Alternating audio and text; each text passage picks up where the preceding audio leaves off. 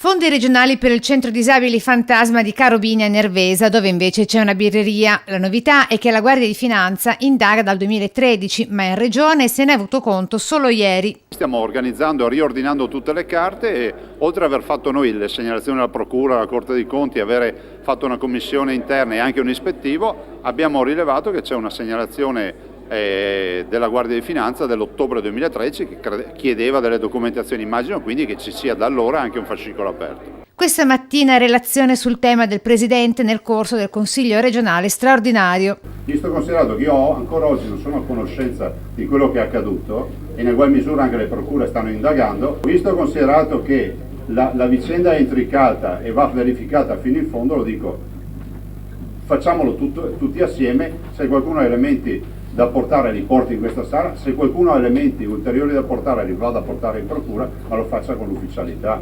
Ed è di oggi la scoperta di come nel testo dell'accordo una virgola sia stata spostata nei vari passaggi istituzionali, cambiando il senso dello stesso provvedimento. Adesso, siccome le delibere le scrivono solo pochissime persone, che non sono ovviamente gli amministratori ma sono i tecnici, andremo a capire chi ha scritto, chi ha fatto questo errore o chi maldestramente ha fatto questa modifica. La legge è chiara rispetto a chi deve fare le carte, cioè devono fare i dirigenti. Non passi l'idea, come vuole fare qualcuno, che il Presidente della Regione sta lì a controllare le fatture e i timbri della Regione, perché non è mio compito e non lo posso fare, è bene chiarirlo, non lo posso fare per legge, cioè noi non dobbiamo neanche toccarle le carte.